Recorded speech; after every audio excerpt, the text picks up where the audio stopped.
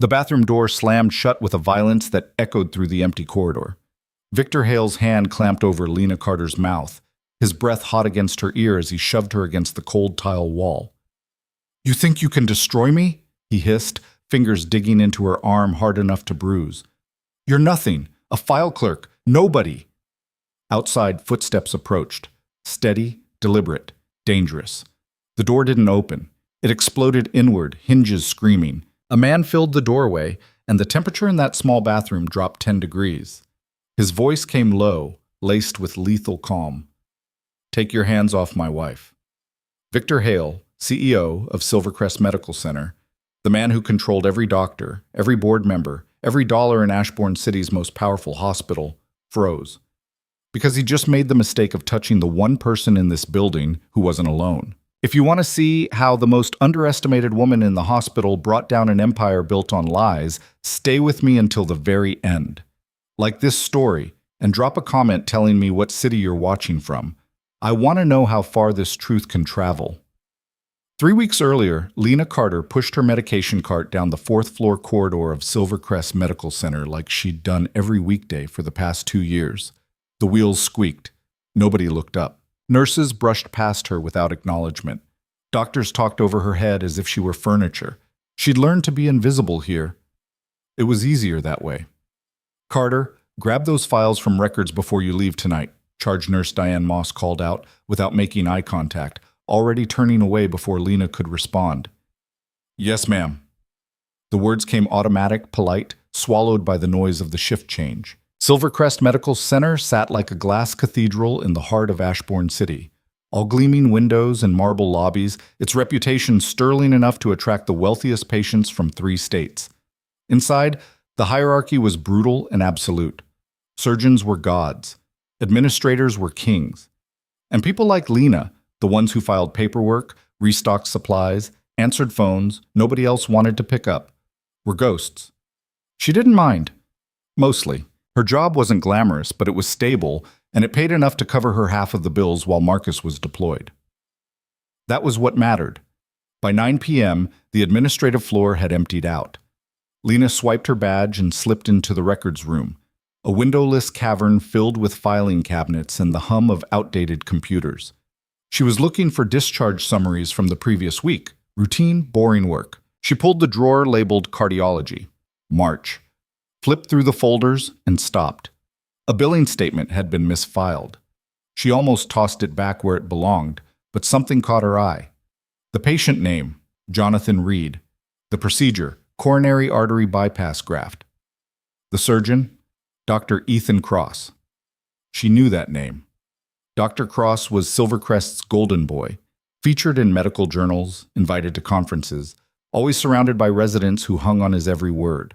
But the numbers on this invoice didn't make sense. The billed amount was nearly double what the same procedure cost 2 months prior. She checked the date, then checked another file, another patient, another inflated bill. Her pulse quickened. She pulled more files.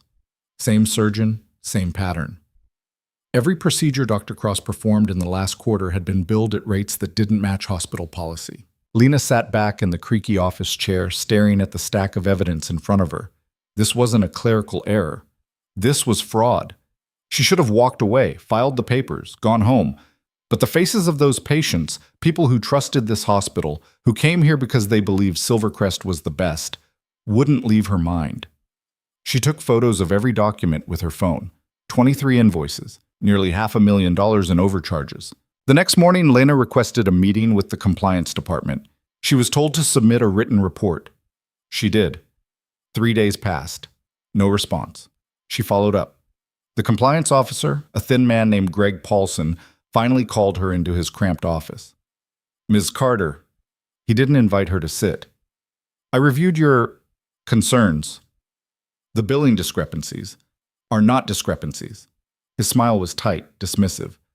"Doctor, Cross uses advanced techniques that justify premium pricing. It's all within guidelines. But the hospital's own policy states, I'm aware of hospital policy." His tone sharpened. "And I'm telling you, this matter is closed. If you continue to make accusations against one of our top surgeons, we'll have to consider whether you're a good fit for this organization. Understood?" Lena's hands clenched in her lap. Understood. She left his office with her heart hammering, anger and frustration coiling tight in her chest. But she didn't stop. That night, she dug deeper. She accessed the financial database, technically within her clearance, though barely, and traced the billing patterns back further. 6 months, a year. The overcharges weren't limited to Dr. Cross. Other surgeons, other departments, all feeding into the same accounting code, which funneled money into a subsidiary she'd never heard of, Meridian Health Solutions, LLC. She searched public records. Meridian was a shell company. Its listed address was a P.O. box in Delaware. Its sole board member, Victor Hale. The CEO was siphoning money from patient bills into his own pocket. Lena's hands shook as she printed the evidence. She should have been terrified. She was. But underneath the fear was something hotter, sharper, rage. These people trusted Silvercrest. They came here sick, vulnerable, desperate, and Hale was robbing them. She couldn't let it stand. The next morning, Lena walked into the executive suite on the top floor. She'd never been up here before. The carpet was thick, the walls lined with awards and photos of Hale shaking hands with politicians and celebrities. His assistant, a severe woman in a charcoal suit, looked Lena up and down like she'd tracked mud inside. "Do you have an appointment?" "No, but I need to speak with Mr. Hale. It's urgent." "Mr. Hale doesn't take walk-ins." The assistant's fingers didn't stop typing. "Submit a request through your supervisor. This is about financial fraud." The typing stopped. The assistant's eyes snapped up, cold and calculating. "Wait here." 10 minutes later, Lena was ushered into Victor Hale's office. It was massive, floor-to-ceiling windows overlooking the city, leather chairs, a desk the size of a dining table. Hale sat behind it, perfectly groomed in a navy suit, his silver hair styled with precision. He didn't stand when she entered. "Ms. Carter, is it?" His voice was smooth, practiced. "I'm told you have concerns." Lena set the folder on his desk. Her voice came out steadier than she felt. "I found evidence of systematic billing fraud. Patients are being overcharged, and the money is being diverted to a shell company you control." Hale opened the folder. His expression didn't change as he flipped through the pages. When he looked up, his smile was ice. "These are serious accusations. They're facts." "Are they?" He closed the folder, slid it back across the desk. "Or are they the confused conclusions of someone who doesn't understand complex hospital finance?" "I understand theft." His smile vanished. "Let me be very clear, Ms. Carter. You're a low-level administrative assistant who's been here less than 3 years. Dr. Cross is a world-class surgeon who's saved hundreds of lives. Meridian Health Solutions is a legitimate consulting firm that provides essential services to this hospital. What you're calling fraud is standard industry practice. And if you continue spreading these lies, you'll find yourself unemployed and unemployable. Do you understand me?" Lena's throat tightened, but she held his gaze. "I understand you're not going to do anything about this. I'm going to give you one chance." Hale leaned forward, his voice dropping to something quiet and dangerous. "Walk out of this office. Destroy whatever copies you made. Forget this happened, or I'll make sure you regret ever setting foot in my hospital. This isn't your hospital. It belongs to the people who need it. Get out." Lena stood, legs trembling, and walked to the door. She paused, hand on the handle, and looked back. "I'm not going to forget." "Then you're going to regret." That night, Lena sat at her kitchen table, staring at the copies she'd made. Her phone buzzed, a text from Marcus. "Still in comms blackout for another week. Miss you. Stay safe." She closed her eyes. Marcus was somewhere overseas doing things he couldn't talk about, trusting that she'd be okay while he was gone. And she would be. She had to be. But she also couldn't let this go. The next day, Lena tried a different approach. She contacted the state medical board, left a detailed voicemail, sent an encrypted email to a healthcare fraud hotline. She was careful, methodical, documenting everything. 2 days later, she was called into a meeting with HR. "Ms. Carter, we've received complaints about your behavior." The HR director, a woman named Sandra Moss, sat across from her with a thin smile. "Harassment of senior staff, unauthorized access to confidential files, spreading false allegations." Those files weren't confidential to me. I work in records, and the allegations aren't false. That's not for you to determine. Sandra slid a document across the table. We're placing you on administrative leave, effective immediately, pending an investigation into your conduct. You'll surrender your badge and any hospital property. You're suspending me for reporting fraud? We're suspending you for insubordination and breach of protocol. Sandra's smile didn't waver. You're free to appeal this decision, of course, but I'd advise you to consider whether that's really in your best interest. Lena took the paper, her hands numb. How much did he pay you? Sandra's smile finally cracked. Security will escort you out.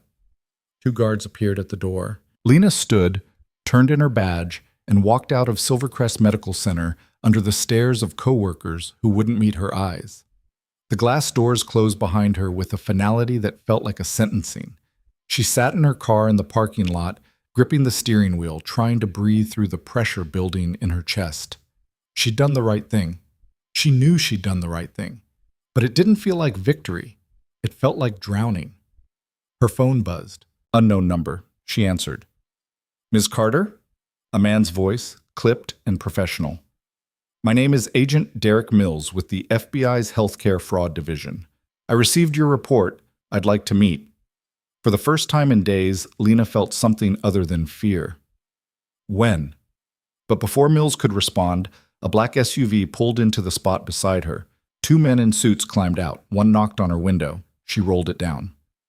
Miss Carter, Mr. Hale would like to speak with you, privately.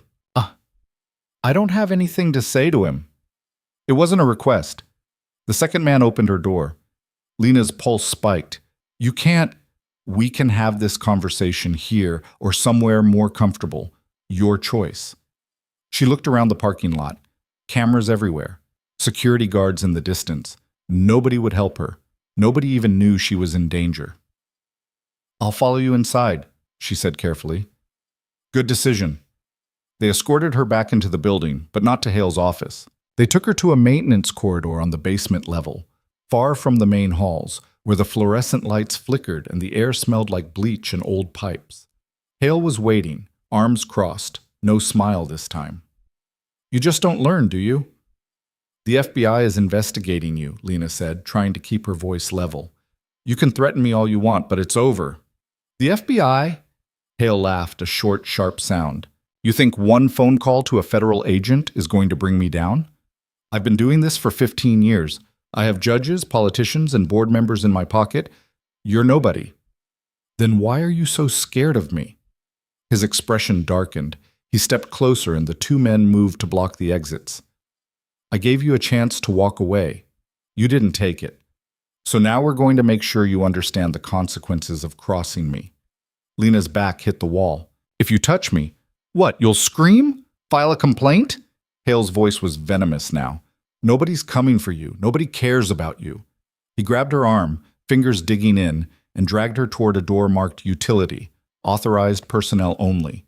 She tried to pull away, but his grip was iron, and the 2 men were right behind her. He shoved the door open, a small bathroom, grimy and dim, and yanked her inside. The door slammed shut. Hale's hand came up, covering her mouth before she could scream.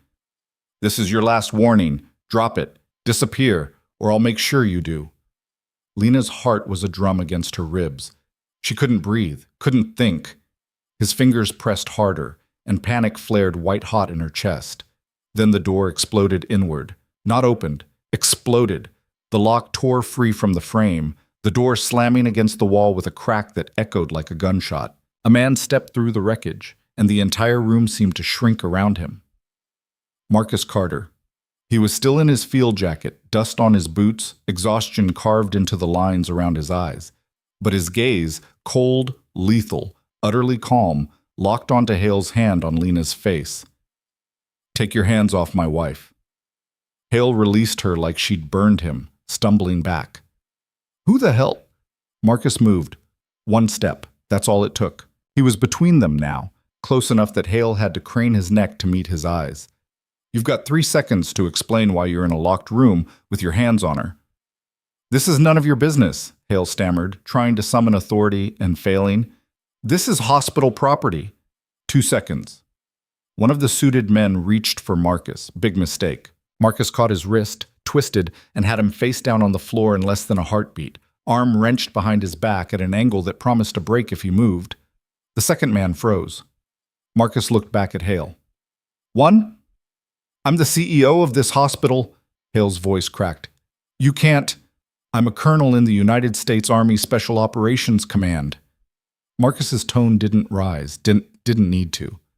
"And you just assaulted a federal witness. So here's what's going to happen. You're going to step back. You're going to keep your mouth shut. And you're going to pray that when the people I call get here, they're feeling merciful." Hale's face went white. He looked at Lena, then at Marcus, then at the man still pinned to the floor. "This is a misunderstanding. Shut up." Marcus pulled out his phone, never taking his eyes off Hale. He hit a single contact. "This is Carter. I need a federal response team at Silvercrest Medical Center in Ashbourne, basement-level maintenance corridor. Situation involves assault on a federal witness and possible obstruction. Immediate priority." Hale's bravado crumbled. "You can't do this. I have lawyers. You're going to need them." Footsteps echoed in the corridor outside. Heavy, fast, organized. Within 90 seconds, the basement corridor was flooded with federal agents in tactical gear, badges swinging from chains around their necks. Agent Derek Mills strode in, took one look at the scene, and nodded at Marcus. "Colonel Carter. Ms. Carter." He turned to Hale. "Victor Hale, you're being detained for questioning regarding healthcare fraud, money laundering, and assault. You have the right to remain silent." Hale's face twisted with rage and desperation as two agents cuffed him. "This is illegal. I'll have your badges." Mills didn't even blink. "Sir, I'd recommend you stop talking." They hauled Hale out. The suited men followed, also cuffed. The corridor fell silent except for the hum of overhead lights and Lena's ragged breathing. Marcus turned to her and the hardness in his eyes softened. "You okay?" Lena nodded, then shook her head, then nodded again. "How did you—" "I got your message. The one you left on my emergency line 3 days ago. I pulled every string I had to get back early." He cupped her face gently, the opposite of how Hale had touched her. "I'm sorry I wasn't here sooner." "You're here now." Her voice broke, and suddenly she was shaking, the adrenaline draining out all at once. Marcus pulled her into his arms, and she buried her face in his shoulder, letting the tears come. "I've got you," he murmured. "You're safe." Agent Mills approached, giving them space but clearly needing information.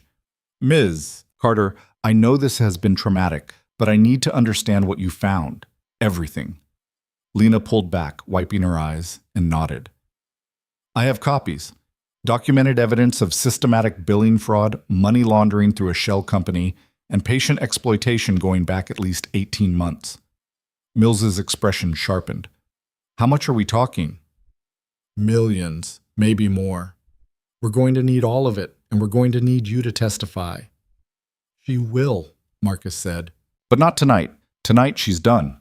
Mills hesitated, then nodded. "Fair enough, but Ms. Carter, you just kicked a hornet's nest. Hale's connected, powerful. This isn't over." "I know," Lena said quietly. "But neither am I." Mills handed her a card. "Call me if anything happens." "Anything. We'll have agents watching your home until this is resolved." As they walked out of the hospital, past the stares of staff who'd pretended she didn't exist, Lena felt Marcus's hand at her back, steady, protective. She'd walked out of here hours ago, humiliated, powerless, alone.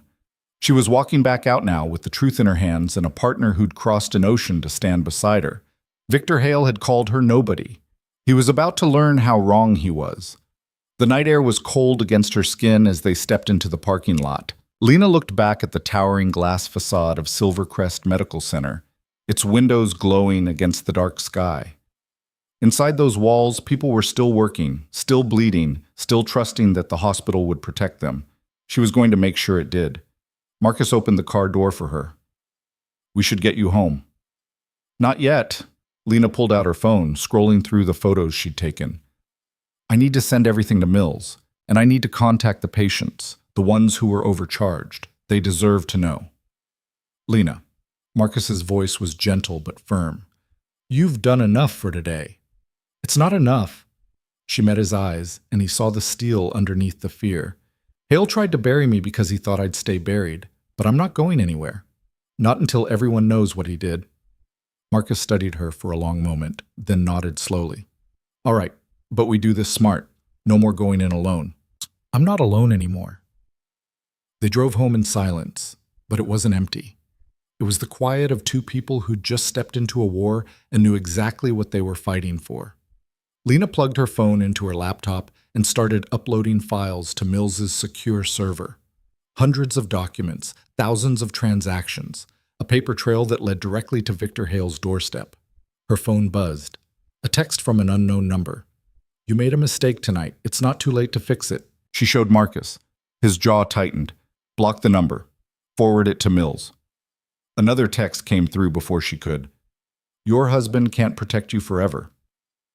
These people don't quit, Lena said softly. Neither do we. By midnight, the story was starting to break. A local reporter who'd been sniffing around Silvercrest for months picked up on the federal presence at the hospital.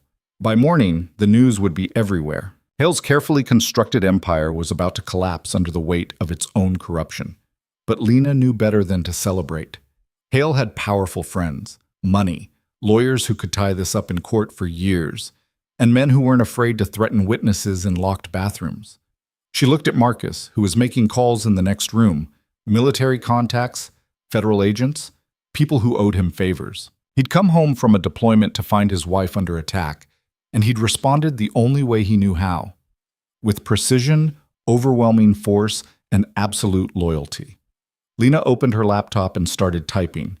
Not a resignation, not an apology, a full account of everything she'd found, every threat she'd received, every attempt to silence her.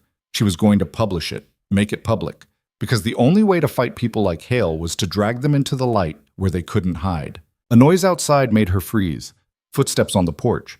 Slow, deliberate.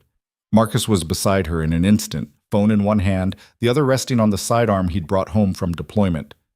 Stay behind me. The doorbell rang. Marcus checked the window, then relaxed fractionally. Federal agents. He opened the door. Two agents stood on the porch, badges out.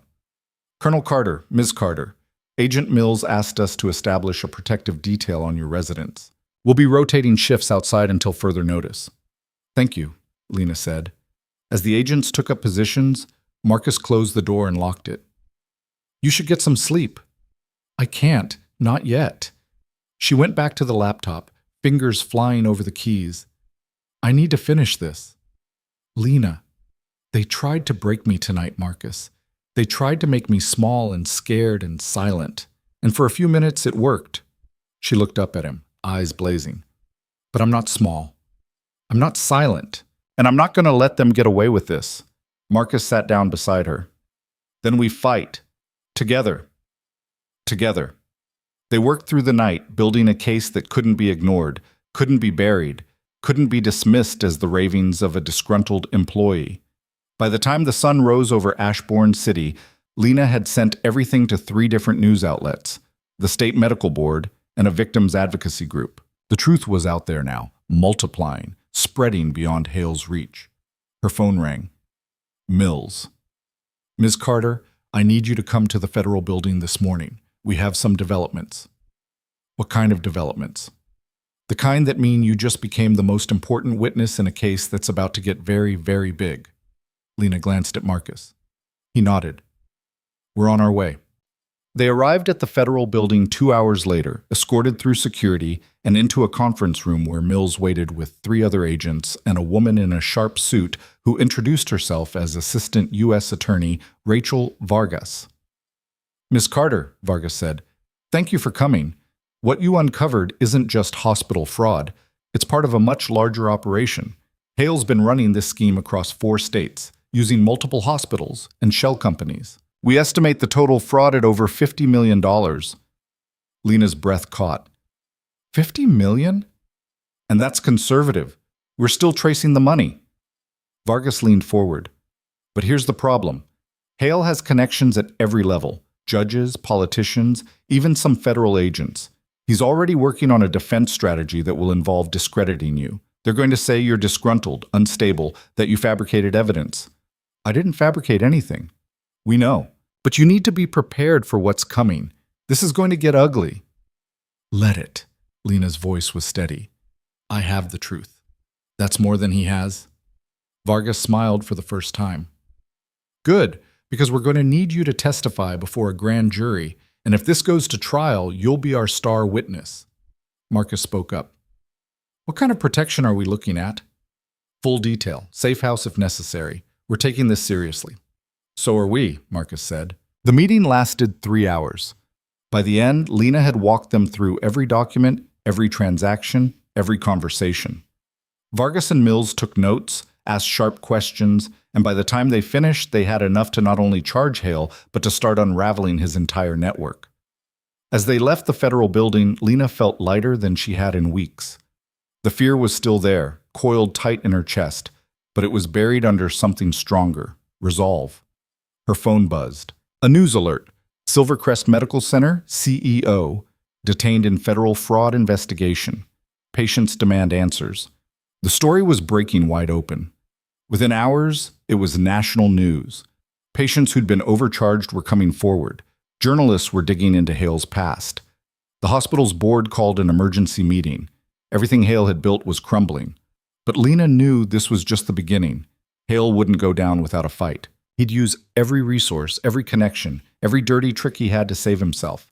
And if he couldn't save himself, he'd try to destroy her instead. That night, another text came through. Different number. Same threat. You should have stayed quiet. Now everyone you love is at risk. Marcus saw it. His expression went cold. They're escalating. What do we do? We don't back down.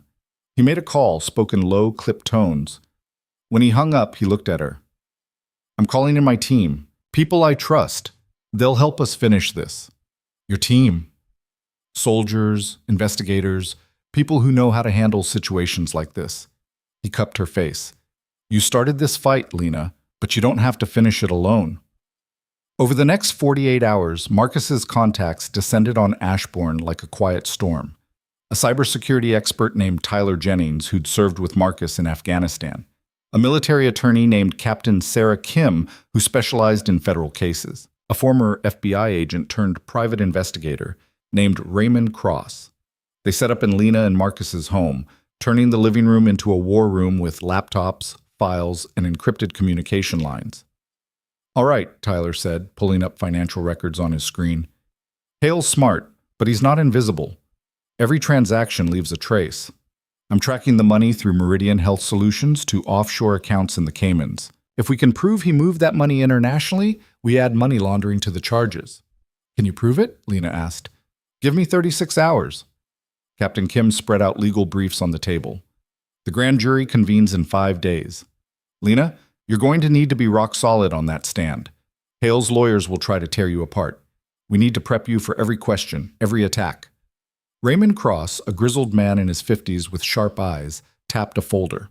I've been looking into Hale's associates. 3 board members have financial ties to Meridian. A state senator received campaign donations from shell companies Hale controls. And there's a judge, Judge Martin Kelso, who's dismissed fraud cases against Hale twice in the past. So he's got the system rigged, Lena said. He did, Cross corrected, but you just exposed it. And exposure is the one thing corruption can't survive. They worked around the clock. Tyler traced financial flows, building a map of Hale's empire that stretched across state lines. Kim drilled Lena on testimony, running mock cross-examinations until Lena could answer without hesitation.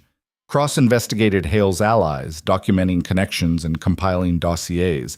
Marcus coordinated everything, moving between roles, protector, strategist, husband, with the ease of someone who'd spent his career managing chaos. 3 days before the grand jury, another development shook the case. Dr. Ethan Cross, the surgeon whose billing had first caught Lena's attention, walked into the federal building with his own lawyer and requested immunity in exchange for testimony. Mills called Lena immediately. Cross is willing to talk. Says Hale coerced him into the scheme, threatened to destroy his career if he didn't participate. He has emails, recorded conversations, everything. Is he credible? He's a co-conspirator trying to save his own skin. But his evidence is solid. If we grant immunity, his testimony could lock Hale away for decades. Lena hesitated. Part of her wanted Cross to face consequences too. But the bigger goal was Hale. Do it. The night before the grand jury, Lena couldn't sleep. She sat on the back porch, wrapped in a blanket, staring at the dark sky. Marcus found her there, carrying 2 mugs of coffee. Nervous? Terrified. She took the mug, grateful for the warmth. What if I mess up? What if I forget something, or they twist my words, or... You won't. Marcus sat beside her. You've been preparing for this your entire life. Every time someone dismissed you, ignored you, underestimated you, you were learning. You know how to survive in rooms where people don't think you belong. That's your strength. I don't feel strong. Strength isn't about not being afraid. It's about doing the right thing even when you are. He took her hand. Tomorrow, you walk into that room and you tell the truth. That's all you have to do. The rest will follow. And if it doesn't, then we keep fighting, however long it takes. The next morning, Lena dressed in a simple navy suit, professional, understated, impossible to dismiss. Marcus drove her to the courthouse, Tyler and Captain Kim following in a second car. Federal agents met them at the entrance, escorting them through a side door to avoid the media circus that had gathered outside. Inside, the grand jury room was smaller than she'd expected. 23 ordinary citizens sat in tiered seats, watching her with expressions ranging from curiosity to skepticism. The prosecutor, ADA Vargas, stood at a podium.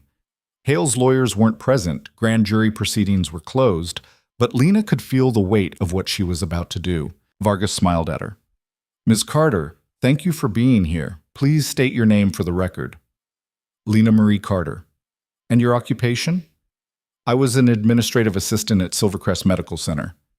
Can you tell the jury how you came to discover the fraud at Silvercrest? Lena took a breath and began.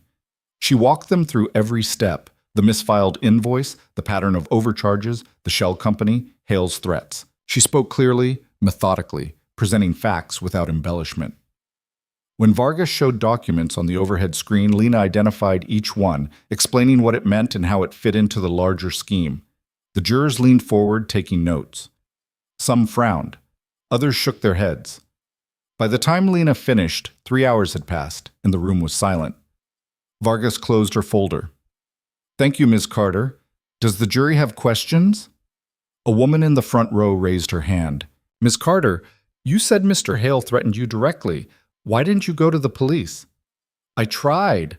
I went to compliance, to HR, to the state medical board. Everyone either dismissed me or told me to drop it.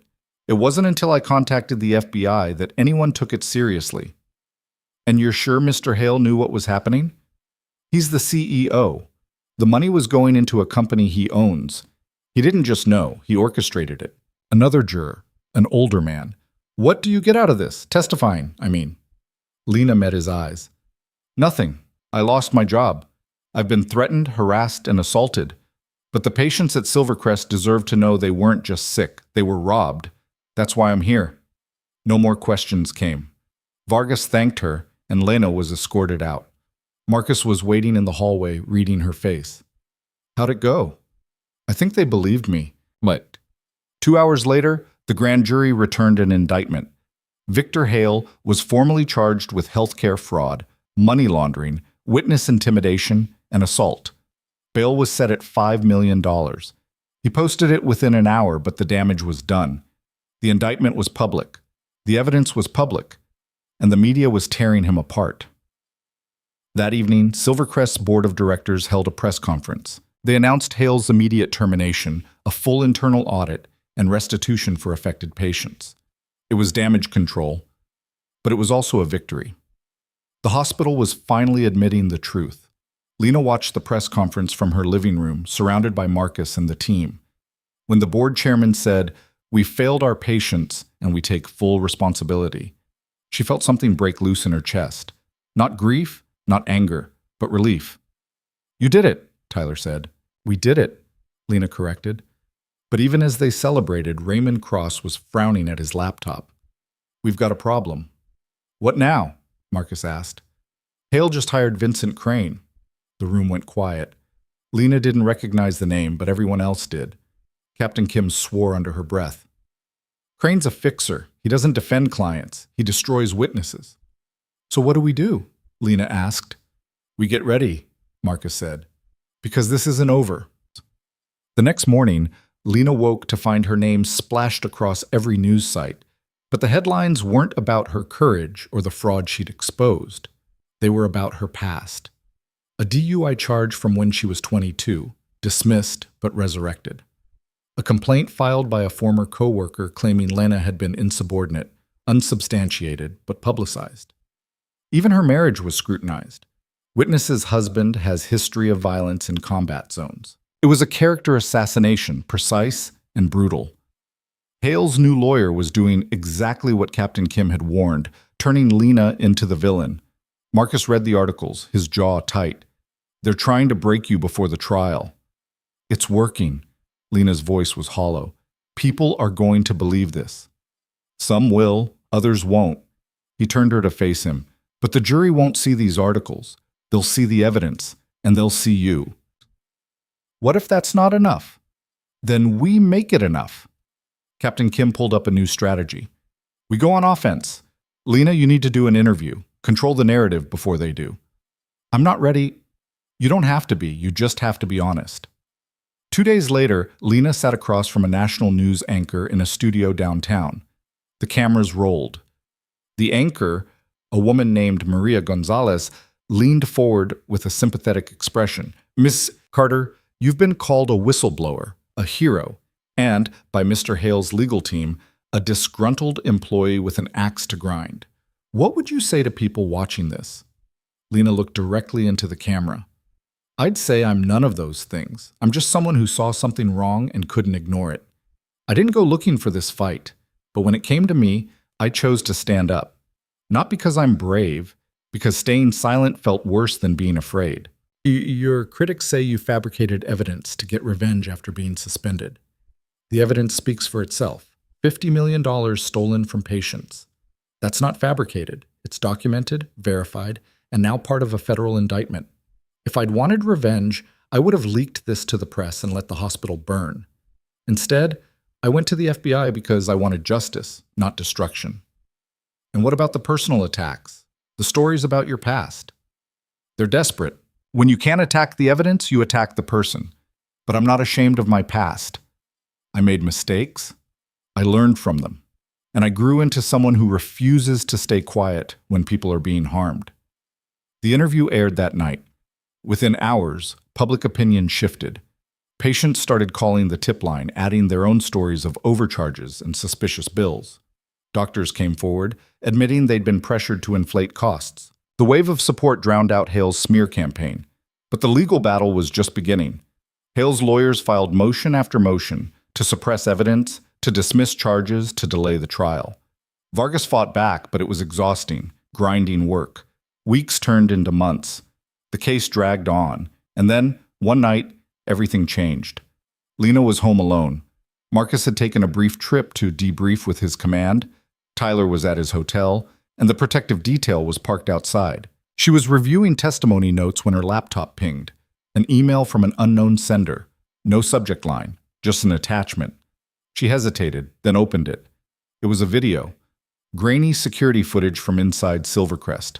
The timestamp showed a date 3 years earlier. The location? Hale's office. In the video, Hale sat across from a man Lena recognized as Judge Martin Kelso. Stacks of cash sat between them. Hale's voice clear on the audio. This keeps you on the bench, and you keep my problems off the docket. Kelso, taking the cash. Understood. Lena's hands shook. This was it. Proof of bribery. Proof of corruption at the highest level. She immediately forwarded the video to Mills, to Vargas, to Captain Kim. Within minutes, her phone exploded with calls. Where did you get this? Mills demanded. I don't know. It was sent anonymously. It's authentic. We're verifying it now, but if it holds up, this changes everything. It did. Within 24 hours, Judge Kelso was arrested. The video was entered into evidence. Hale's legal firewall collapsed. His lawyers scrambled, but there was no defense against his own words, his own actions, captured on camera. The trial date was set. 6 months after Lena first walked into that records room, she would stand in a courtroom and face Victor Hale one final time. The day before the trial, Lena stood outside Silvercrest Medical Center. She hadn't been back since the night Hale attacked her. The building looked the same, gleaming glass, imposing, untouchable. But it wasn't. Nothing was. Marcus stood beside her. You ready for tomorrow? I think so. She looked at him. What happens after? If we win. You mean when we win? When we win, she corrected with a small smile. What then? Then you decide what comes next. This fight has taken everything from you. It's time to take something back. Lena thought about that as they drove home. She'd lost her job, her anonymity, her sense of safety. But she'd gained something too, her voice, and she wasn't giving it back. The trial began the next morning in a packed courtroom. Victor Hale sat at the defense table in an expensive suit, his expression carefully neutral. But when he looked at Lena, she saw the hatred burning underneath. Let him hate her. She was done being afraid. Vargas delivered the opening statement with precision and fire, laying out the evidence in devastating detail. Hale's lawyer countered with charm and deflection, painting his client as a visionary leader sabotaged by a vengeful employee. Then it was time for witnesses. Dr. Cross testified first, his voice shaking as he admitted his role and detailed Hale's threats. Financial experts traced the money. Federal agents presented the security footage of Hale and Judge Kelso. And then Vargas called Lena to the stand. She walked to the witness box, raised her hand, and swore to tell the truth. The courtroom fell silent. Every eye was on her. She found Marcus in the gallery, and he nodded once. Vargas approached. Ms. Carter, can you tell the jury how this all began? Lena took a breath, and then she told her story. Not as a victim, not as a hero, but as someone who'd simply refused to look away. The jury listened. The room listened. And when she finished 3 hours later, there wasn't a doubt left in the room about who was telling the truth. Hale's lawyer tried to break her on cross-examination, but every attack fell flat. She answered calmly, clearly, never wavering. By the time he sat down, the jury was glaring at him, not her. The trial lasted 2 weeks. When closing arguments finished, the jury deliberated for less than 4 hours. Guilty. On all counts. Victor Hale's face went ashen as the verdict was read. The judge scheduled sentencing for the following month but remanded him into custody immediately. As guards led him away in handcuffs, he looked back at Lena one last time. She met his gaze without flinching. Outside the courthouse, reporters swarmed. Lena stood at the microphone with Marcus beside her. Miss Carter, how does it feel to have won? Lena considered the question. It doesn't feel like winning. It feels like the system finally worked the way it was supposed to. That's all I ever wanted. What's next for you? I'm going back to work. Not at Silvercrest. They offered, but I declined. I've accepted a position with the Federal Healthcare Fraud Task Force. Someone has to make sure this doesn't happen again. And your message to other whistleblowers? Lena looked directly into the cameras. The truth is stronger than the people trying to hide it. It's not easy. It's not safe. But it's worth it. Don't stay silent. Not when people are counting on you. As they walked away from the courthouse, past the cameras and the crowds, Lena felt the weight she'd been carrying for months finally lift. Hale was gone. The hospital was being reformed. Justice, slow and imperfect as it was, had been served. Marcus took her hand. You changed everything. We changed everything. But even as they drove away, Lena knew this was just the beginning. There were other hospitals, other Victor Hales, other systems built on silence and exploitation. And now she had the tools, the knowledge, and the determination to fight them. She'd walked into that records room 6 months ago as nobody, a forgotten assistant, invisible and powerless. She was walking out of this courthouse as someone who'd taken down one of the most powerful men in the state. Victor Hale had been right about one thing. She was nobody. Until she wasn't.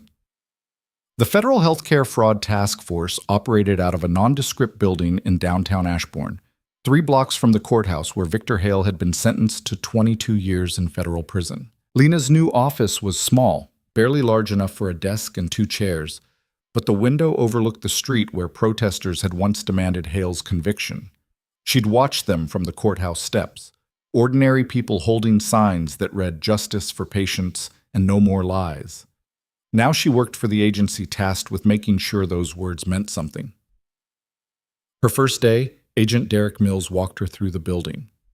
You'll be working with a team of 6 investigators. Your job is pattern recognition, finding the anomalies before they become empires. Think of yourself as an early warning system. How many cases are we looking at? 17 active investigations across 4 states, and those are just the ones we know about. Mills stopped at a conference room where faces looked up from laptops and case files. Everyone, this is Lena Carter. She's the reason we're expanding this division. A woman with silver-streaked hair and sharp eyes stood, extending her hand. Natalie Brooks, lead investigator.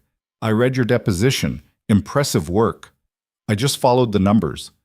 That's exactly what we need. Natalie gestured to the others. This is Kevin Park, data analyst, Sophia Mendez, field agent, and you've met Tyler Jennings. Tyler grinned from behind a triple monitor setup. Told you I'd see you again. Marcus pulled strings to get me assigned here full-time. He didn't mention that. He wouldn't. Man's idea of communication is a grunt and a nod. Tyler pulled up a map on the center screen. Red dots clustered across the Midwest and South. Each dot represents a hospital or clinic flagged for suspicious billing patterns. Your job, our job, is figuring out which ones are mistakes and which ones are hails waiting to happen. Lena studied the map. 17 cases, hundreds of thousands of potential victims. The scale was overwhelming, but underneath the weight was something else. Purpose. For 2 years at Silvercrest, she'd been invisible, dismissed, powerless. Now she had the authority to walk into any hospital in the region and demand answers. Where do we start? She asked. Natalie tapped a folder. Pinehurst Regional Medical Center, 2 hours north. Small hospital, rural area, but their billing's been escalating steadily over the past 18 months. Could be legitimate growth. Could be fraud. We need someone to go in, look around, see what doesn't add up. You want me to go undercover? Not exactly. You'll go in as a federal compliance auditor. Official, but low-key. Hospitals hate audits, but they cooperate because the alternative is worse. Natalie's expression hardened. And if you find what I think you'll find, we move fast. No more letting these people hide behind lawyers and board meetings. Lena took the folder. Inside were financial statements, patient complaint logs, and a staff directory. The CEO's name jumped out. Dr. Graham Westfield. His photo showed a man in his 50s, silver hair, practiced smile. He looked nothing like Hale, but the numbers beneath his leadership followed a familiar pattern. Costs rising, complaints increasing, money disappearing into consulting fees and administrative overhead. When do I leave? Tomorrow morning. Sophia will go with you as backup. Natalie leaned against the table. Lena, I know you're new to this, but you need to understand something. What you did at Silvercrest was personal. This is professional. You can't afford to get emotionally involved in every case. Patients are being hurt. How do I not get involved? You do the job. You gather evidence. You let the system handle justice. Natalie's voice softened. I've been doing this for 15 years. I've seen good investigators burn out because they carried every victim's pain. You want to survive in this work? You learn to compartmentalize. Lena nodded, but she didn't believe it. She'd tried compartmentalizing at Silvercrest, filing away the overcharges and the threats like they were just paperwork. It hadn't worked. The only thing that had worked was refusing to look away. That night, she spread the Pinehurst files across her kitchen table. Marcus came home late from a training exercise, still in his ACU pants and boots, exhaustion carved into his face. He kissed the top of her head and looked at the papers. New case already? Small hospital up north. Something's not adding up. She pointed to a spreadsheet. Their emergency department billed Medicare $800,000 last quarter for a service they don't even offer. That's not a mistake. That's theft. Marcus poured coffee, studying the numbers over her shoulder. You think it's another Hale? I think it's someone who learned from Hale. The scheme's more sophisticated, smaller charges spread across more patients, harder to detect. But the pattern's there. And tomorrow you walk in and confront them. Tomorrow I walk in and audit them. Confrontation comes later. Marcus sat down across from her. You know they're going to fight back. Word's gotten out about what happened at Silvercrest. Every corrupt hospital administrator in the region knows your name now. Good. Maybe they'll clean up before I get there. Or maybe they'll come at you harder. He reached across the table, taking her hand. I'm not trying to scare you.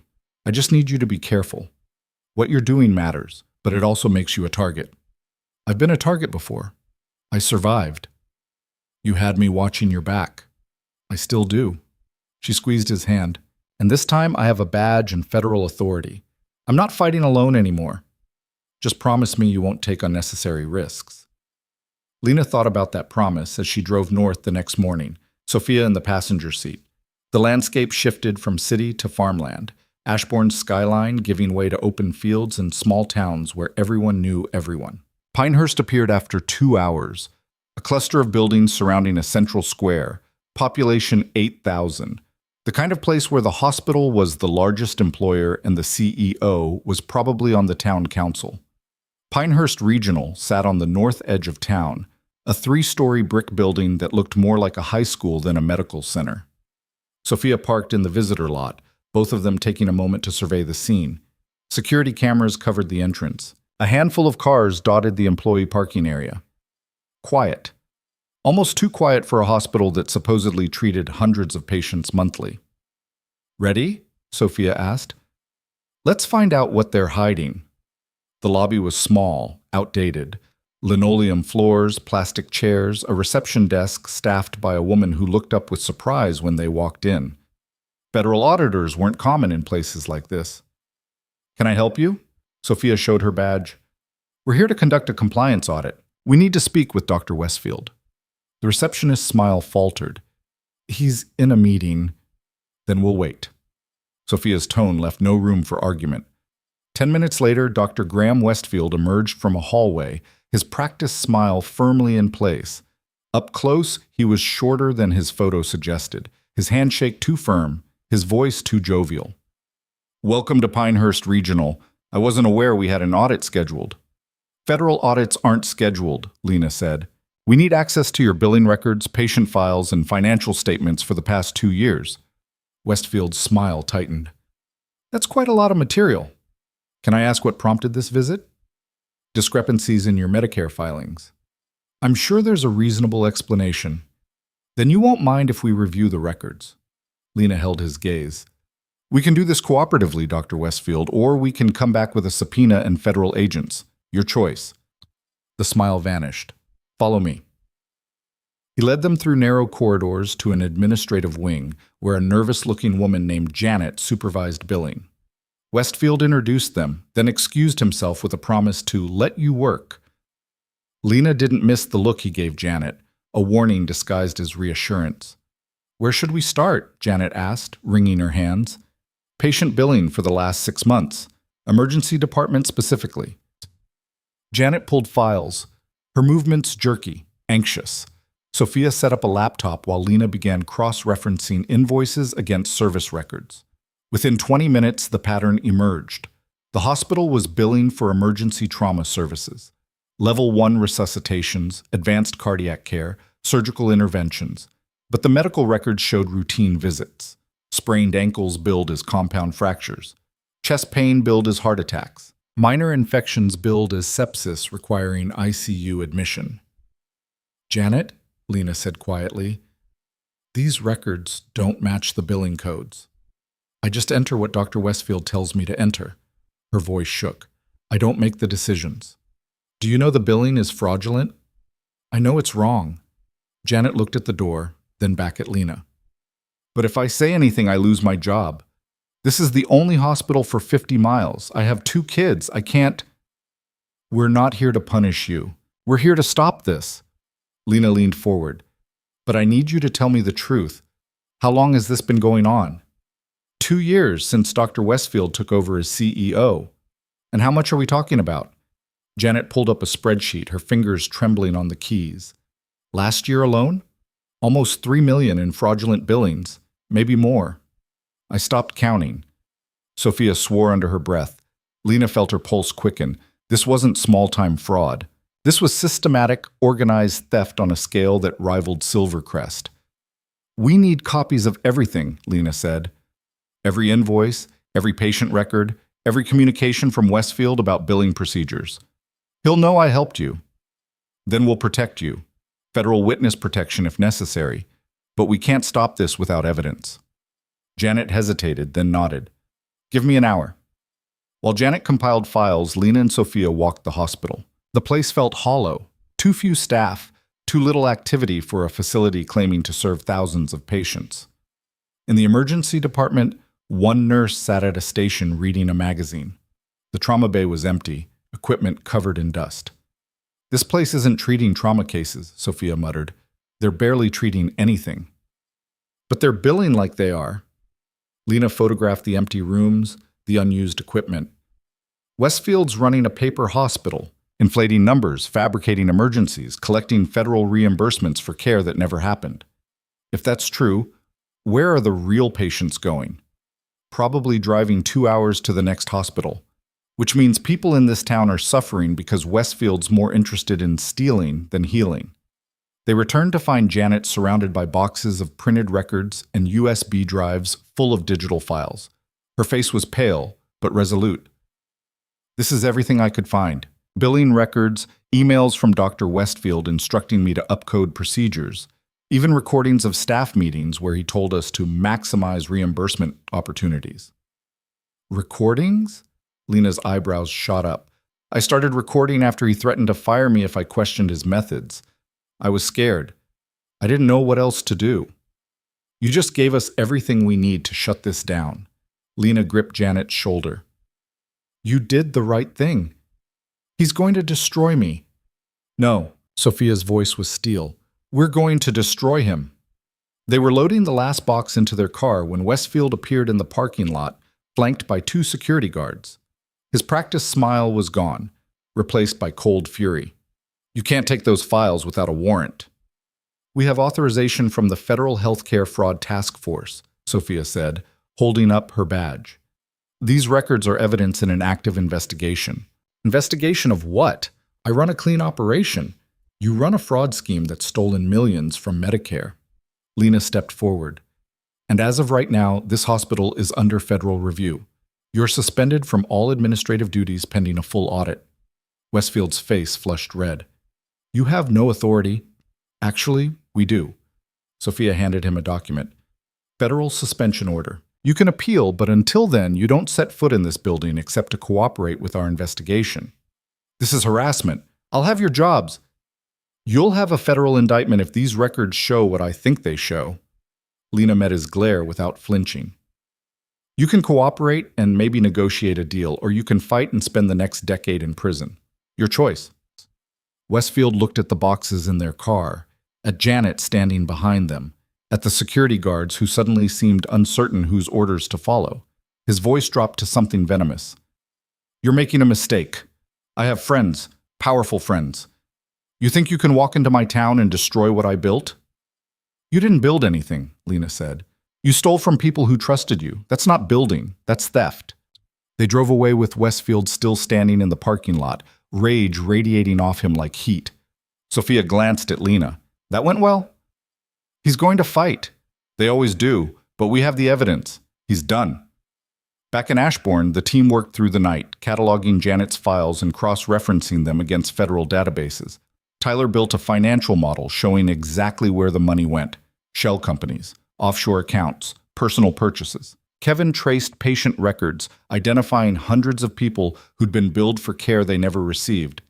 Natalie coordinated with federal prosecutors, building a case file that grew thicker by the hour. By dawn, they had enough to arrest Westfield. By noon, federal agents were executing warrants at his home, his office, and 3 properties he owned under false names. By evening, he was in custody, his assets frozen, his medical license suspended, and Lena was already looking at the next red dot on the map. "Brookside Memorial, 4 hours west," Natalie said, tossing another folder onto Lena's desk. Similar pattern: inflated billing, ghost patients, CEO with a taste for luxury cars and waterfront property. "How many of these are out there?" Lena asked. "Hundreds, maybe thousands. Hale wasn't an anomaly, he was part of a system." Natalie sat on the edge of the desk. "And now that system knows you're coming for them." Over the next 3 months, Lena and the team dismantled 4 more fraud schemes. Each case followed a pattern: corrupt administrators, complicit staff, patients used as pawns in schemes they never knew existed. Each case ended the same way: arrests, indictments, hospitals forced to reform or shut down. The work was exhausting, Relentless, brutal. But it mattered. Lena's name started appearing in news articles. Federal Task Force expands healthcare fraud crackdown. Former whistleblower. Now leading national investigation. She didn't read them. She didn't have time. There was always another hospital, another red dot, another scheme waiting to be exposed. But the attention brought something else. Threats. Anonymous emails. Blocked calls. Letters with no return address warning her to back off. Marcus installed additional security at their home. Sophia started carrying a second weapon. The protective detail that had been pulled after Hale's conviction quietly resumed. "You're rattling cages," Mills told her one afternoon. "These people aren't going to just let you destroy their operations." "Good. Let them come." "Lena, I'm serious. We've intercepted chatter suggesting some of these organizations are connected, not just to each other but to bigger networks. Organized crime, political corruption. You keep pulling these threads and something's going to pull back. Then we'd better be ready." The breakthrough came 6 weeks later. Tyler was tracing financial connections between the hospitals they'd investigated when he found it, a pattern of payments flowing from multiple healthcare facilities into a single investment firm called Nexus Capital Partners. The firm was clean on the surface, licensed and registered, but when he dug deeper, the ownership structure dissolved into shells within shells within shells. "Someone's using Nexus to launder money from dozens of hospitals," Tyler said, pulling up a network diagram that looked like a spider's web.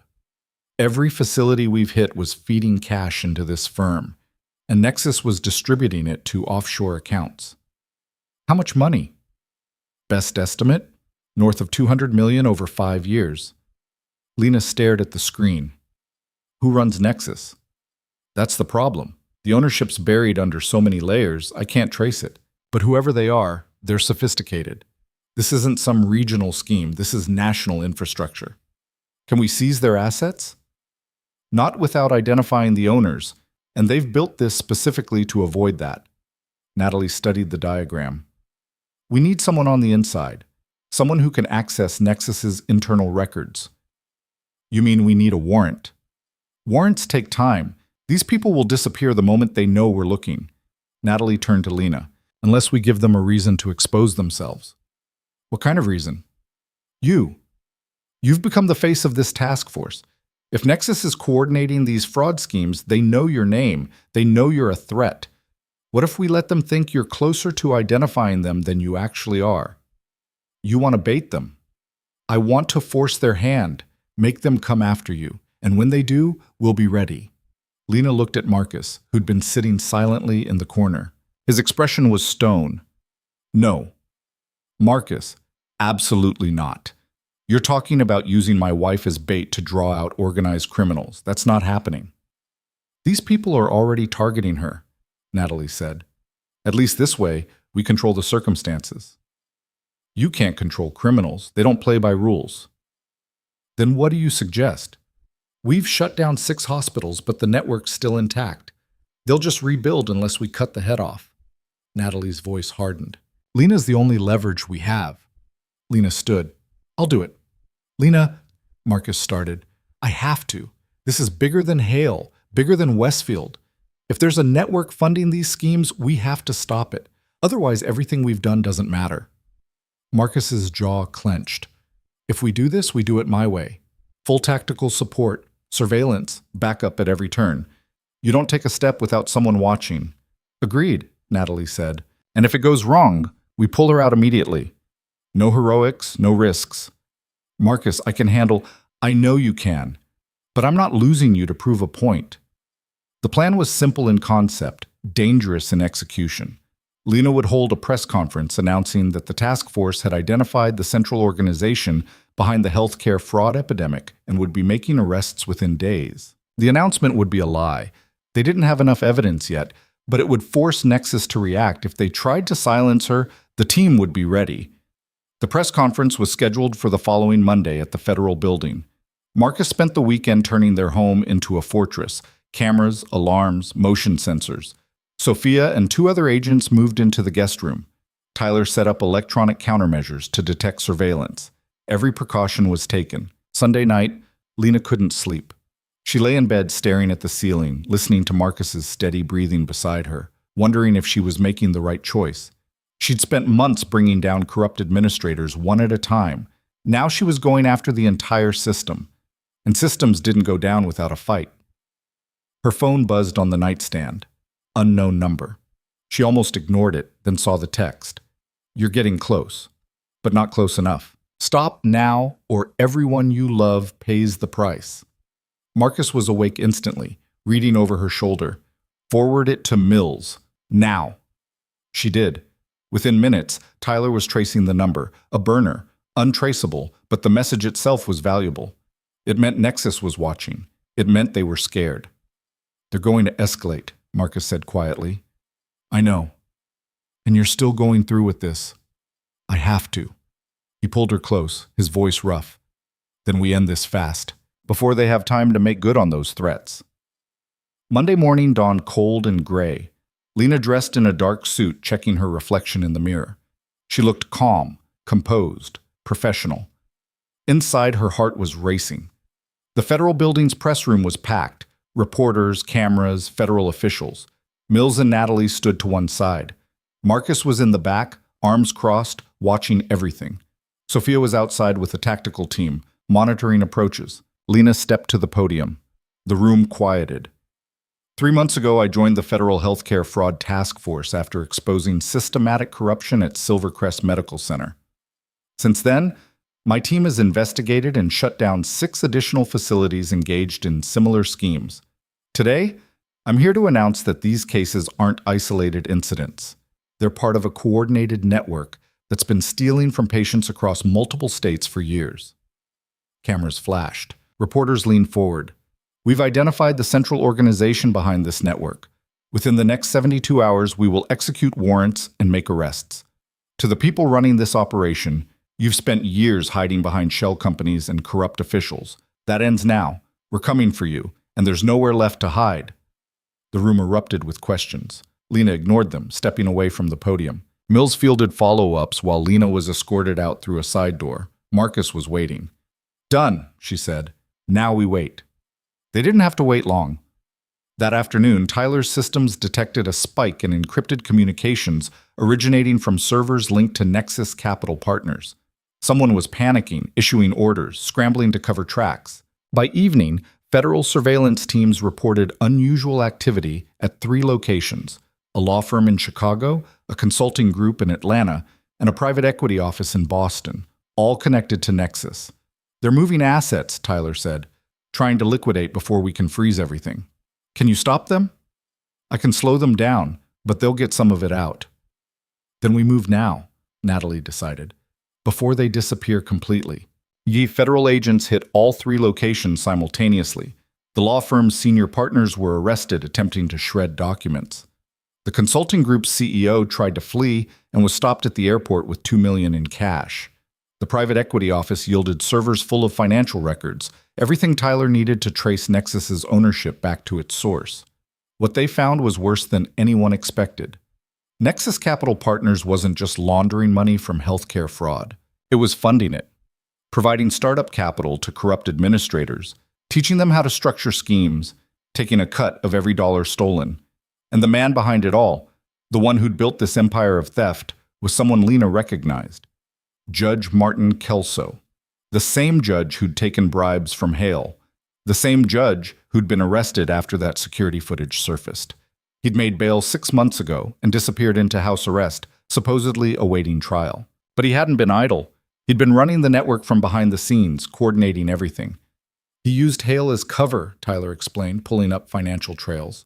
Made it look like Hale was the mastermind when really, Kelso was pulling strings across dozens of hospitals. When Hale went down, Kelso had already insulated himself.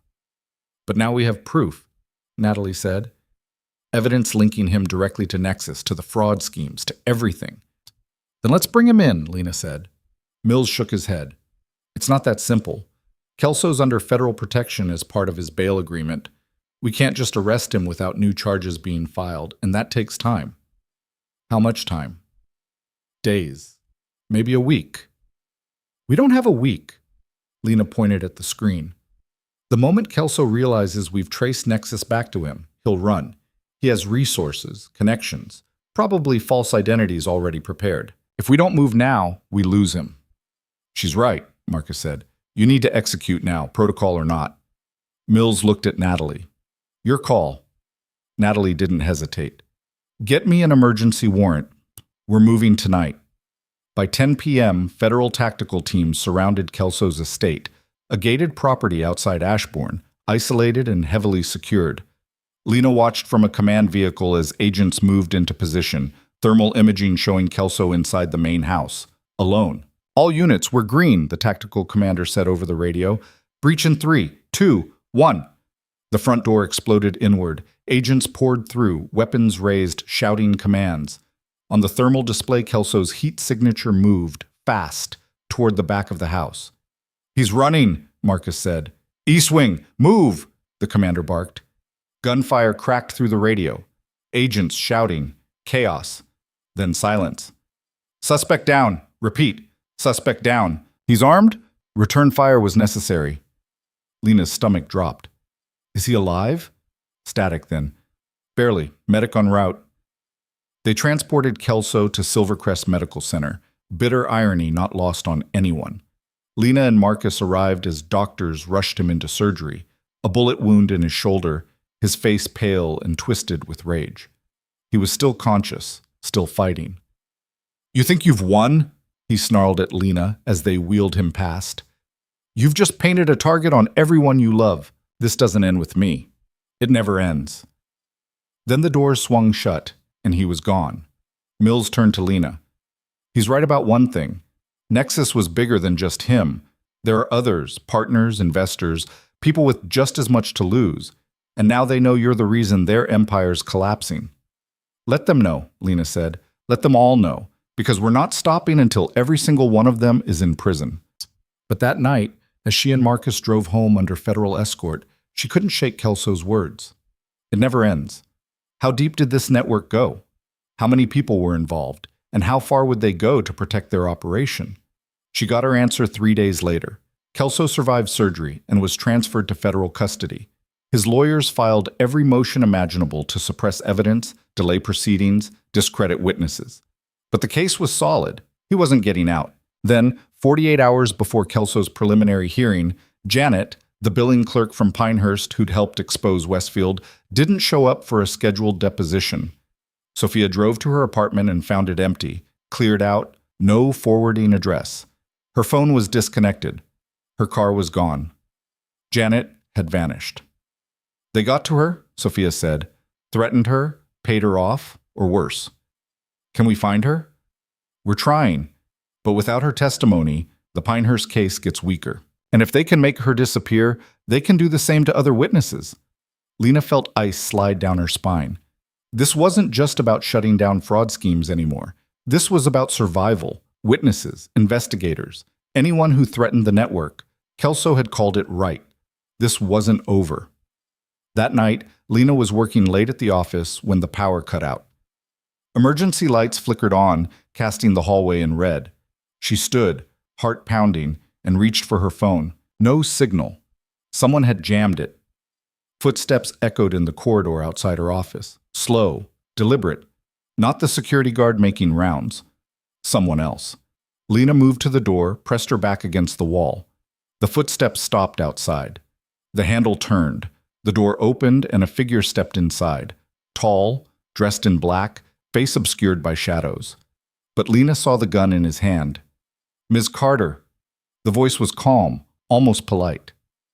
You've caused quite a bit of trouble. Who are you? Someone who cleans up messes. And you, Ms. Carter, are a very big mess. He raised the weapon. Then the window behind Lena's desk exploded inward, glass shattering, and Marcus swung through on a tactical line, hitting the intruder like a freight train. They crashed into the wall, Marcus pinning the man's gun hand, driving an elbow into his throat. The weapon clattered to the floor. Federal buildings on lockdown, Marcus growled. You're not walking out of here. The man smiled, actually smiled, even as Marcus crushed his windpipe. Doesn't matter. Someone will finish what I started. She's already dead, just doesn't know it yet. Then tactical teams flooded the hallway, lights blazing, weapons drawn. The intruder was cuffed and dragged away, still smiling. Marcus pulled Lena into his arms, checking her for injuries. You okay? She nodded, but her hands were shaking. How did he get in? Inside help. Someone disabled security from within the building. Marcus's expression was murderous. Natalie's running a full audit of everyone with access. But Lena, this proves it. They're willing to kill federal investigators to protect the network. Then we shut it down faster. No. His grip tightened. You're done. You've done enough. Let someone else. There is no one else. Her voice cracked. You heard what he said. I'm already a target. Backing down now doesn't change that. The only way through this is forward. Forward ends with you dead. Or it ends with them in prison. She pulled back, meeting his eyes. I'm not stopping. Not when we're this close. Marcus stared at her for a long moment, then nodded slowly. Then we end this. But no more splitting up. You don't go anywhere without me or Sophia. Nowhere. Understood? Understood. The intruder's name was Michael Torrance, a former military contractor turned hired gun. Under interrogation, he refused to talk. No deals, no information, just silence and that same unsettling smile. But his phone yielded something valuable. Encrypted messages coordinating his infiltration of the federal building and another message sent hours before his arrest. Primary target acquired. Secondary target standing by. Secondary targets, Tyler said, his face pale. He wasn't working alone. There are others. Others where? Lena demanded. Tyler pulled up security footage from around Ashbourne. Traffic cameras, building surveillance, ATMs. He ran facial recognition against known associates of Nexus Capital Partners and its subsidiaries. 3 hits appeared on screen, all within the last 24 hours. 3 men, all with military or law enforcement backgrounds, all staying at different hotels around the city. They're staging, Marcus said, setting up for coordinated strikes. Against who? Tyler zoomed in on one of the men's GPS history, tracked via his rental car. The route formed a pattern, circling Lena's house, the federal building, and one other location. Silvercrest Medical Center, where Victor Hale was being held in the secure medical wing, awaiting transfer to federal prison. Where he was vulnerable, isolated, and, if Kelso's network was smart, a potential witness they couldn't afford to leave alive. They're going to kill Hale, Lena said. Or they're going to break him out and use him against us, Natalie countered. Either way, we need to move. Now. Federal agents descended on Silvercrest within the hour, securing the medical wing and evacuating non-essential staff. Marcus coordinated with the hospital's security, while Sophia established a perimeter. Lena stood in the corridor outside Hale's room, staring at the man who'd tried to destroy her. He looked smaller now, diminished by prison scrubs and handcuffs chained to the bed rail. When he saw Lena, recognition flickered across his face, surprise, then hatred, then something that almost looked like fear. Come to gloat? His voice was hoarse. I came to make sure you stay alive long enough to testify against Kelso. Why would I do that? Because if you don't, his people will kill you. They can't risk you talking. She stepped closer. You were never the top of this pyramid, Victor. You were just a useful tool, and now that you're in prison, you're a liability. I'm not afraid of Kelso. You should be. He's already sent people to eliminate witnesses. Janet from Pinehurst is missing, and 3 more contractors are in the city right now, probably planning to either kill you or break you out so they can kill you somewhere quieter. Hale's face went white. You're lying. Am I? Check with your lawyers. Ask them if Kelso's people have reached out offering deals to keep you quiet. See what they say. Hale said nothing, but his silence was confirmation enough. He knew. He'd always known he was expendable. Testify against Kelso, Lena said. Give us everything you know about Nexus, about the network, about who else is involved. Do that, and the prosecution will recommend reduced sentencing. And if I refuse? Then you die in this room, or in prison, and nobody remembers your name except as a cautionary tale. Hale stared at her for a long moment. Then, slowly, he nodded. I want it in writing, full immunity for testimony. You're not getting immunity, but you'll get protection and consideration. That's the best offer you're going to get. Fine, but I want her gone. He jerked his chin toward the door where Natalie stood. I don't talk to task force. I talk to the U.S. Attorney directly. Done. Natalie made the call. Within 2 hours, Assistant U.S. Attorney Rachel Vargas was in Hale's room with a court reporter, and Hale was spilling everything: names, dates, financial structures, encrypted communication methods. He'd been part of Nexus for 8 years, recruited by Kelso after a chance meeting at a medical conference. The network extended into 43 hospitals across 7 states, with more being added every quarter. Annual revenue from the fraud schemes exceeded $300 million, distributed among Kelso's partners, judges, politicians, even federal agents who'd been bought off to look the other way. Who else in the federal system is compromised? Vargas demanded. I don't know names. Kelso kept that compartmentalized, but there are at least 3 agents in your task force feeding him information. The room went silent. Lena felt her stomach drop. 3 agents, people she worked with, people she trusted. Can you identify them? Vargas asked. No, but Kelso can. He's the only one who knows the full network, which meant Kelso was even more valuable than they'd thought, and even more dangerous. If his partners knew he was close to talking, they'd escalate beyond hired contractors. They'd come with everything they had. As if summoning the thought, the hospital's alarm system shrieked to life. Lockdown, active threat. Marcus was at the door instantly, weapon drawn. What's happening? Sophia's voice crackled over the radio. Multiple suspects entering through the east entrance, armed. Uniforms match hospital security, but they're not our people. We need backup. Gunfire cut her off.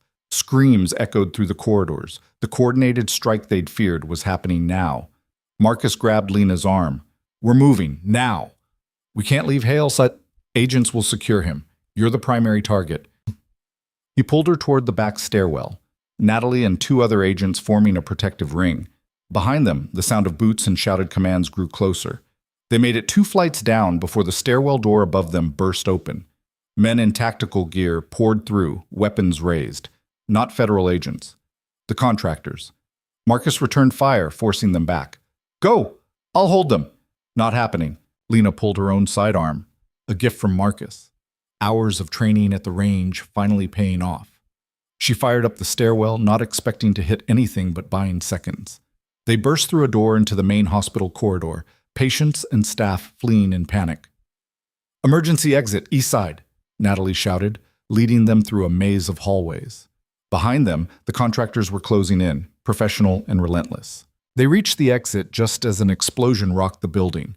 Not large, but enough to trigger more alarms and plunge sections into darkness. Smoke billowed through the corridors. In the chaos, Lena lost sight of Natalie, then found her again through the haze, blood streaming from a cut on her forehead. They're not here to kill us, Natalie said, coughing. They're here to extract Hale. Then we stopped them. They reversed course, fighting back toward the medical wing through corridors now filled with smoke and emergency lighting. Marcus led, moving with the precision of someone who'd done this in far worse conditions. They reached Hale's room to find the door blown open, 2 federal agents down, alive, unconscious, and Hale gone. The contractors had grabbed him and vanished. Roof, Marcus said, pointing to fresh boot prints heading up. They're extracting by air. They took the stairs 3 at a time, lungs burning, reaching the roof access just as a helicopter appeared over the building. Rappelling lines dropped, and 2 contractors were already hauling Hale toward them. He was fighting, screaming, but they had him. Lena raised her weapon. Federal agents, release him! One of the contractors turned, firing. Marcus tackled Lena, rounds sparking off the concrete where she'd been standing. When she looked up, Hale was being pulled into the helicopter, the contractors climbing after him. The aircraft banked hard, rotors screaming, disappearing into the night sky. They'd lost him. Marcus pulled Lena to her feet, checking her for injuries. You hurt? No, but Hale is either being silenced or taken somewhere they can control his testimony. Marcus's expression was grim. Either way, we just lost our best witness against Kelso. Sirens wailed below as reinforcements arrived too late. Lena stood on that roof, smoke rising from the hospital around her, and realized the full scope of what they were facing. This wasn't just healthcare fraud. It was a criminal enterprise with resources, connections, and a willingness to assault federal buildings in broad daylight. And somewhere in that network, 3 agents were feeding information to the enemy. 3 people she worked with. 3 people who knew her every move. Her phone buzzed. Unknown number. She almost didn't answer, then saw it was a video call. She accepted. Victor Hale's face filled the screen. He was in the helicopter, hands still cuffed, a gun pressed to his temple by one of the contractors. Behind him, she could see the city lights of Ashbourne falling away. "They want you to know something," Hale said, his voice shaking. This was a message. "You're not safe. Your team's not safe. And if you don't stop digging, everyone you've ever cared about dies. Do you understand?" Before Lena could respond, the contractor pulled the trigger. The screen went black. Lena dropped the phone. The screen cracked against concrete, Hale's blood still visible in the fractured glass. Marcus caught her before her knees gave out, his grip the only thing keeping her upright as the helicopter's lights vanished into the darkness beyond the city. "We need to move," Natalie said, voice tight. "If they're willing to execute Hale on camera, they're sending a declaration of war. This building's compromised, our team's compromised. Then we find out who." Marcus's tone was ice and fury. "Tyler, I need a full communications audit going back 3 months. Every email, every call log, every access badge swipe from every agent on this task force." Tyler was already typing on his phone as they descended the stairs, federal agents flooding past them toward the roof. "That's going to take days. You have 6 hours. Marcus, 6 hours, or the next person they kill is someone on our team. Your choice." They reached the ground floor to find chaos. Wounded agents being triaged, hospital staff being interviewed, media vans already circling like vultures outside the perimeter.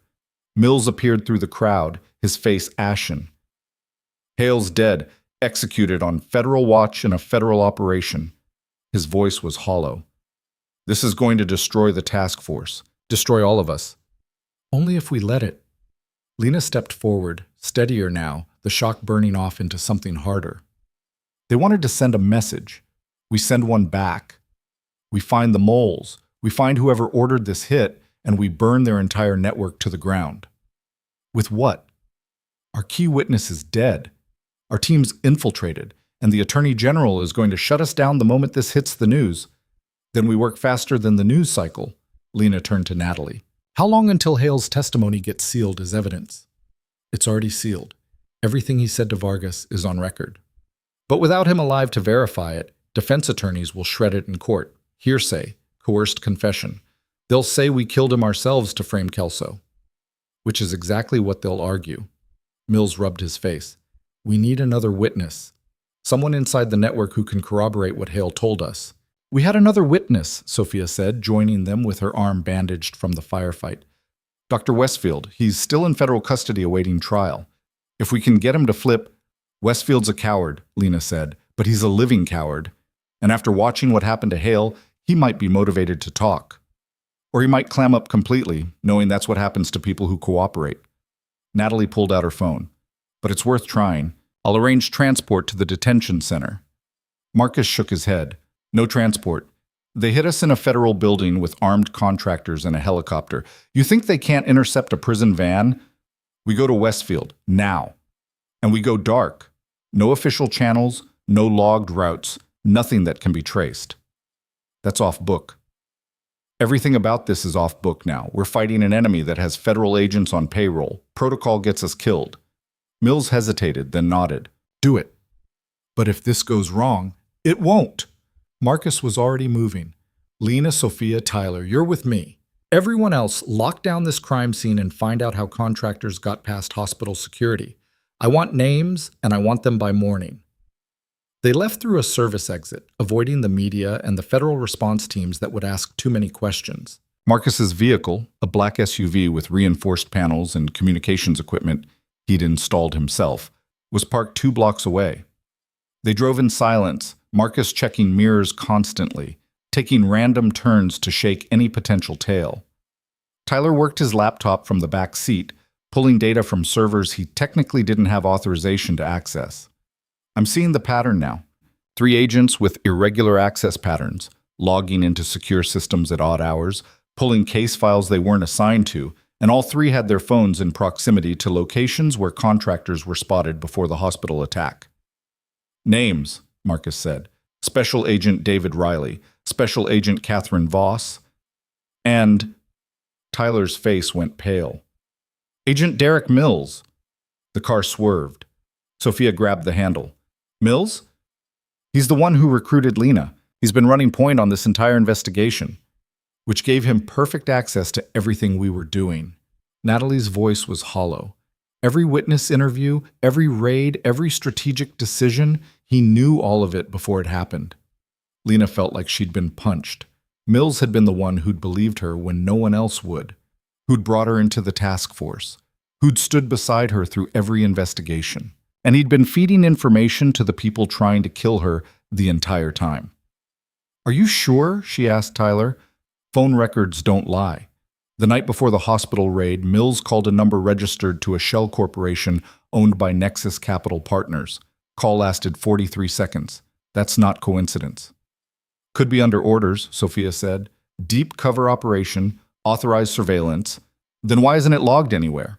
Tyler pulled up more data. I've checked every classified operation database I can access. Nothing. If Mills is undercover, he's so deep even the FBI doesn't know about it. More likely, he's dirty. Marcus pulled into an empty parking structure 3 blocks from the Federal Detention Center. Then we don't tell him what we're doing. We don't tell anyone. This interrogation happens off the books, and only the 4 of us know about it. 5, Natalie corrected. I'm coming with you. Oh, you're compromised too until we verify. I've been chasing healthcare fraud for 15 years before Mills ever showed up. I'm clean, and you know it. Her eyes blazed.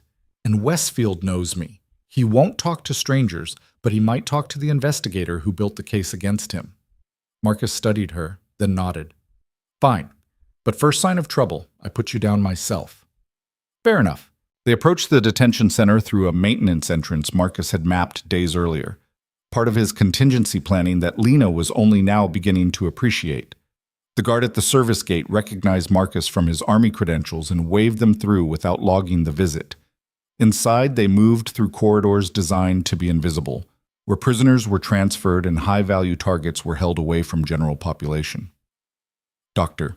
Graham Westfield was in a cell designed for protective custody, reinforced walls, monitored 24/7, isolated from other inmates. When the guard opened the door, Westfield looked up from his bunk with red-rimmed eyes, his expensive suit replaced by orange scrubs, his practiced confidence completely shattered. Ms. Carter, his voice cracked. I wondered when you'd come. We need to talk about Nexus Capital Partners.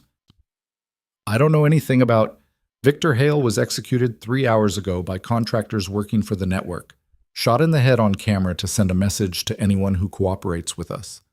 Lena pulled a chair close to the bars, sitting so she was eye level with him. You're next, Dr. Westfield. They can't let you testify, which means you have 2 choices. Talk to us and accept protective custody, or wait here until someone slips poison in your food or shanks you in the shower. Westfield's face went gray. You can't protect me.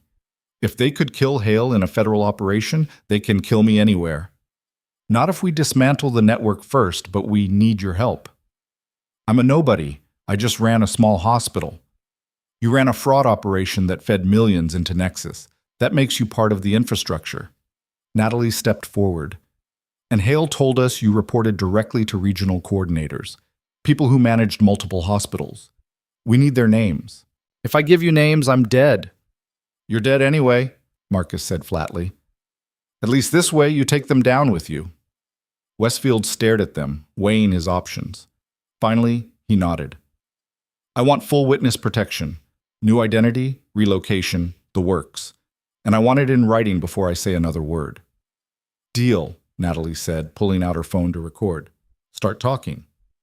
Over the next 2 hours, Westfield dismantled the network piece by piece. He gave them names, regional coordinators who managed fraud operations across multiple states, shell companies that laundered the money, lawyers who structured the deals, and politicians who provided cover. The network was staggering in scope.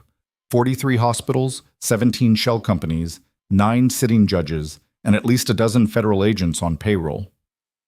Judge Kelso ran the operation, Westfield said, his voice shaking. But he wasn't alone. There's a board, 5 people who founded Nexus and controlled the major decisions. Kelso was just the public face. Who are the other 4? Lena demanded. I only know 2. Senator Bradford Mills from Pennsylvania. Lena's blood went cold. Mills, as in Derek Mills's father. The senator sponsored legislation that made healthcare fraud easier to hide, made auditing harder. He's been protecting Nexus for a decade. And the second? Natalie asked. Dr. Eleanor Graves. She's the chief medical officer at the Centers for Medicare and Medicaid Services. She approves billing codes, sets reimbursement rates, basically decides what Medicare will pay for. With her in Nexus's pocket, they could inflate costs at the federal level and nobody would question it. Tyler was typing furiously. I'm pulling financial records for both of them now. If Westfield's right, there should be payments flowing from Nexus subsidiaries. He stopped.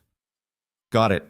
Senator Mills received campaign donations totaling $8 million over 5 years from companies owned by Nexus. And Dr. Graves has a consulting contract with a Nexus shell worth $500,000 annually. That's conspiracy at the highest level, Sophia said. A senator and a CMS officer working together to defraud Medicare? That's not just healthcare fraud. That's treason against the federal budget, which is why they'll kill anyone who threatens to expose it. Westfield leaned back against the wall. You wanted the truth? There it is. And now I'm a dead man walking. Not if we move first. Marcus turned to Natalie. We need warrants for both Mills and Graves, simultaneous arrests before they can coordinate a response. That requires going through the U.S. Attorney's Office, which means we go directly to someone we trust. Lena pulled out her phone, dialing Rachel Vargas. She prosecuted Hale. She knows the case. And if Derek Mills is compromised, she needs to know. Vargas answered on the second ring. Lena, I just heard about Hale. I need you to listen very carefully and not repeat any of this on an official line. We have evidence that Senator Bradford Mills and Dr. Eleanor Graves are part of Nexus Capital Partners. We also have evidence that Derek Mills is feeding them information. We need emergency warrants executed simultaneously before they can flee or destroy evidence.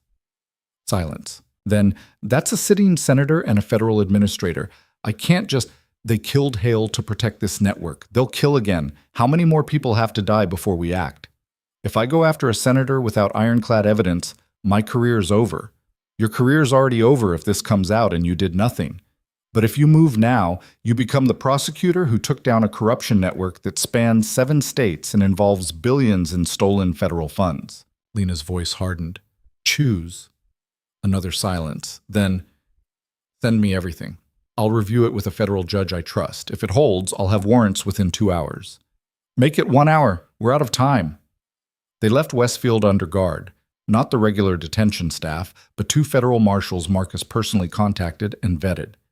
Then they returned to the parking structure, where Marcus had set up a mobile command center in the SUV's cargo area.